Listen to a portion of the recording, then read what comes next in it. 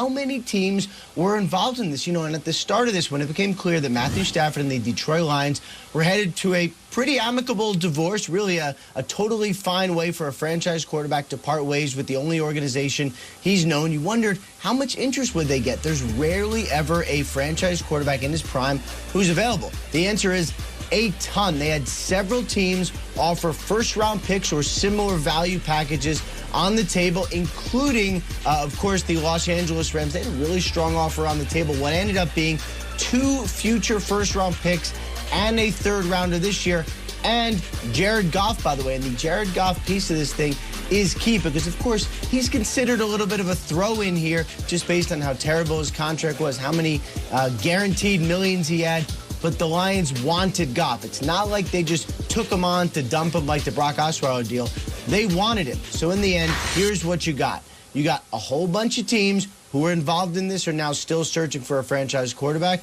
You have the Los Angeles Rams, who now think they have a rock-star at quarterback, someone Sean McVay can work with, in Matthew Stafford. And you have the Detroit Lions with a bridge quarterback this year and a ton of first-round picks and capital going forward. A blockbuster trade to shake up a Saturday night. Yeah, Ian, great stuff on that. I'm going to empty some of the notebook, too. You've got a lot of the color. I know we both were on text throughout the weekend about this thing. Let's get into some more of this. The teams that actually inquired about Stafford besides just the Rams. Let's go here. Denver offered a very handsome package. Carolina offered a very good package. And you look at Carolina, they've got a top 10 pick. I will say that from what I hear, a top 10 pick was included in the package that they offered to the Lions. Indianapolis, Washington, and other teams as well. Those will trickle out throughout the week. The Lions, they were listening, and they welcomed Stafford's input. They did not want to end this like they ended it with Calvin Johnson, where it's on an ugly note, and Calvin Johnson has nothing to do with the Lions anymore. They wanted to end things with their quarterback of 11 years on a good note. Let's bring up that screen again, because there's more to unload here, and I want to get to all of it. So you have that 2 aspects of it, okay? The third part of it, which is mentioned, Ian hit it perfectly. Everyone's saying, what do you mean? Carolina offered a top 10 pick and you took this deal instead? The Lions like Goff. The Lions wanted Goff. Brad Holmes, who's working for the Lions, was number 2 at the Rams for many years in their front office. He's the new GM of the Lions. He wanted Goff as a part of it, so they view Goff as a starting quarterback. They better, because for 2 more years, they're paying Goff a lot more money than they would have if they had just gotten a draft pick. And the last one, which is interesting, Sam Farmer noted it yesterday on the NFL Network, but it's been true. Rams, they're like, let's uncover every stone before we agree to trade with us. They said, okay, if Stafford's on the block, we're going to talk to Stafford. But what about Rodgers? That comment that he made last week, where after the game, and he said, we don't know about the futures, they're unknown. The Rams did their due diligence. They called the Packers and said, can we trade for Aaron Rodgers?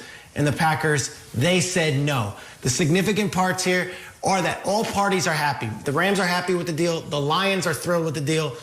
From what I'm told, Stafford's thrilled with it. And now Goff apparently is happy to be in Detroit. One last note, McVay doing all of this stuff, wheeling and dealing, from a resort in Cabo the entire week. So here we are, Cabo, Stafford, the Rams. Let's go. Yeah. And one of my favorite Spanish words is perfectly used to sum up what's going on here. Agresivo. Peter Schrager, aggressive as always. This Ram squad with McVay and Les Snead at the helm. Let's take a quick peek.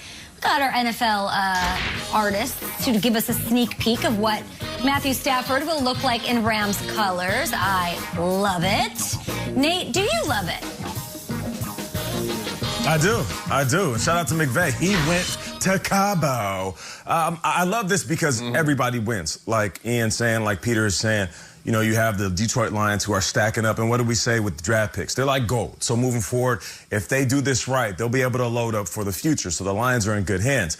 On the flip side, I said this last week, wherever Stafford goes, if he lands in a good offense, a good system, with good supporting cast around him, he'll be a top 5 quarterback in this league. I'll say it again, just so we're clear. Don't be surprised at the end of this season when we look at Matt Stafford, he is a top 5 quarterback in this league. His ability to get the ball to all of his playmakers on time with a system like Sean McVay is running, this is the perfect place for Matt Stafford to end his career.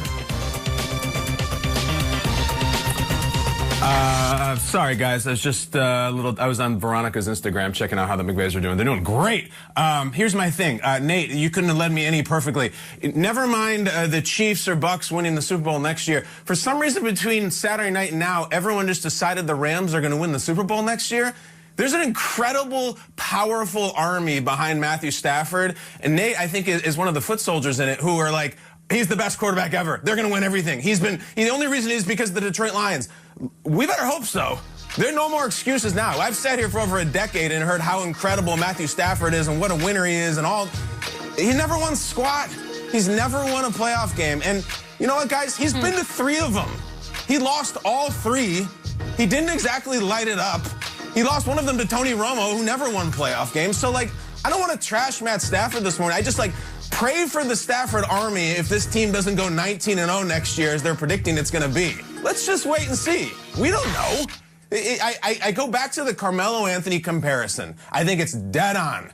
Matthew Stafford feels like the Carmelo of the NFL, an unbelievably talented, respected guy who doesn't win the big games. He's got a great shot, and all those excuses, Detroit, change GM, change coach, they're all gone. Matt Stafford, go and win now, because he's been waiting for over a decade for you to do this. There's no excuses. They're gone. Let's go.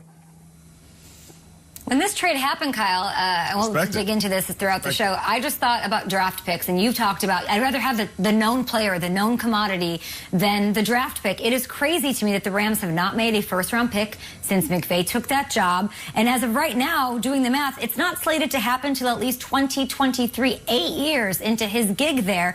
His 8th year as head coach, so they've pulled it off so far. I don't know how they're going to end up paying all these guys, because that's obviously the benefit of taking a guy in the first round, but it definitely shows how they view a first-round pick, and I wonder if it changes how first-round picks are viewed in the future if it does work out. Okay, let's get to a break. We've got lots on the show. T.O. is joining our program, DeAndre Swift. We've got a fun little reporters. We've got Sarah Walsh with the Buccaneers. Let's kick it off with Omar Ruiz. He's in Kansas City with the Chiefs. As for now, they're staying put there in the Midwest.